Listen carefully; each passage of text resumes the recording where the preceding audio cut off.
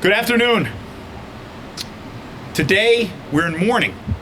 We also want to reflect on the remarkable 70-year reign of Queen Elizabeth II from the House of Windsor. And to put everything into proper perspective, when she became queen at the age of 25, Winston Churchill was the Prime Minister of England in 1952. And the President of the United States was Harry Truman. So that tells you how long that reign was. No, he got elected in 1952. It was definitely Harry Truman. Please, I fact-checked that one. No fake news here. But nevertheless, it's remarkable because I think 14 presidents have come and gone, and she was the individual that demonstrated the staying power of 70 years. She shattered Queen Victoria's record of the longest-serving monarch in British history. 2 more years, and she would have been the longest-serving monarch in European history. King Louis XIV holds that distinction of 72 years. But here we're talking about Queen Elizabeth, and we're talking. He was just taking the animal. He was going up there. Okay. All right. Thank you. Okay. Please pardon the interruption there. So Queen Elizabeth II, who today got the royal burial that is befitting of her. And now we wish King Charles III well, and the entire family, the Windsor family. And at this time, I want to bring forward a gentleman who requested that we fly the Union Jack today in memory of Queen Elizabeth II, a very proud resident of the City of Paterson, and a proud British man, Michael Simons. Thank you. Thank you, Mr. Mayor. I'm very touched. Well, thank you very much. If I'd have known you were going to lay this on, I would have prepared some remarks. But I'm deeply appreciative to the Mayor, and I believe all British residents in the area would be very grateful to him for this very kind gesture. There are historic links between Paterson and Great Britain. Not only the part where you broke away from Great Britain, but also there are lots of British links. If you look at the mill buildings in this city, they closely resemble the mill buildings in the northwest of England. And of course, there's been so many great things that's happened in this city. It's a city of firsts, and I'm very proud to live here. I'm very touched by this gesture that we do today. In my home country, we laid Her Majesty to rest after 70 years, and it's really surreal to think that she's actually not with us physically, but I think she'll be with us always spiritually. I was able to watch most of the service today, and it was very, very deeply moving. And I think most expatriate British people were very touched by everything that went on. And I have to say thank you to all my American friends who've actually expressed condolences to me personally and just said, I'm so sorry for your loss. We all feel it. It feels like a family member has left us. And that's what she meant to us. She really was family. She really was a guiding figure, a constant figure. She's the only queen I've known.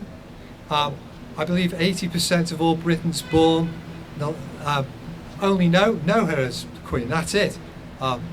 So it's really quite a momentous moment to see everything change so quickly. A new Prime Minister and a new sovereign within a matter of days. So, Mr. Mayor, I'd like to thank you very much for this kind gesture. It's very good of you to do this, and God save the King. Thank you. Yeah, hold on. Oh. I can't hear you, mate.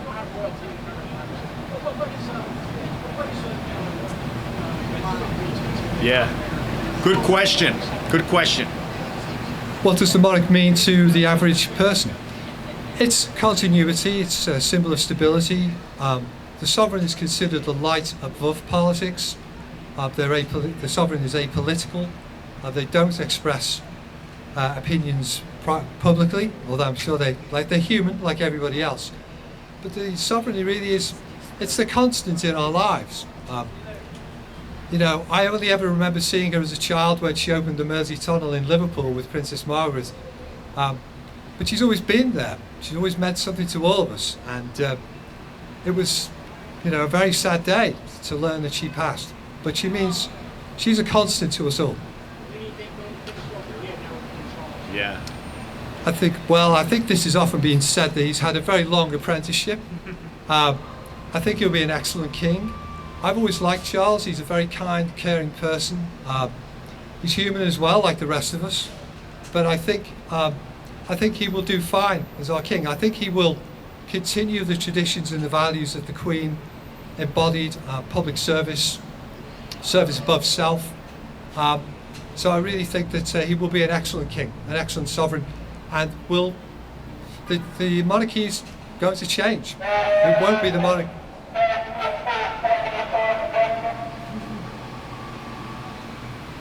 When he eventually leaves us, the monarchy, I'm sure, will be very different from the monarchy we currently have. Thank you. Thank you. Thank you, Mr. Mayor. I was telling Michael inside before we raised the flag about my one trip to London, and we went to Buckingham Palace, and I came across a constable who was their police. That's what they call their police. I said, "You ever think about abolishing the monarchy?" To your question. And he said, "Are you an insurrectionist? Because we could have you arrested right here on the spot." So I don't think the monarchy is going anywhere, but we are glad that we have this opportunity with one of our residents here in the city of Paterson to pay proper tribute to the longest serving monarch in the history of the United Kingdom, Queen Elizabeth II. Make sure it's unfurled. There you go.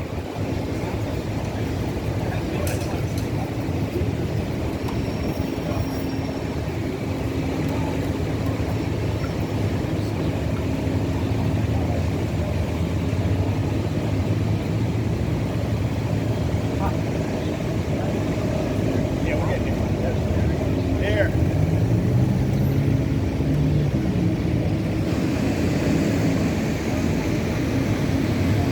And what we'll do now is we'll leave it at half-mast in memory of Queen Elizabeth II.